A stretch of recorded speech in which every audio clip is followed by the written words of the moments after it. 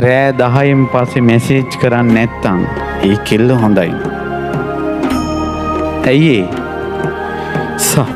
සමහර කොල්ලන්ට මේ කෙල්ලෝ මැසේජ් කරනවා පාන්දර 1-2ට.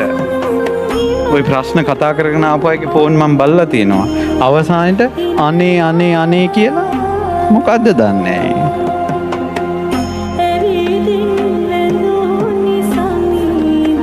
ඒතකොට මොකද වෙන්නේ දන්නවද? විවාහ වුණාට පස්සේ ඔය නිදි මරණ එක පුරුද්දට යනවා.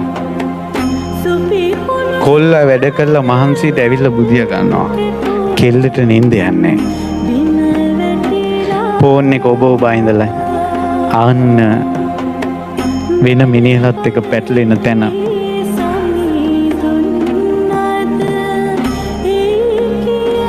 යම් කෙල්ලෙක් කියනවා නම් අනේ මේ අපි ඉගෙන ගන්න වයස ඔයා පාඩම් කරලා නිදා ගන්න. ඔන්න අවසාන මැසේජ් එක.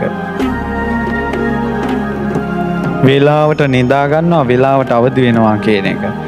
ඔය එක කාරණයකිනුත් කෙල්ලෙක්ගේ හැදියාව හොයන්න පුළුවන්.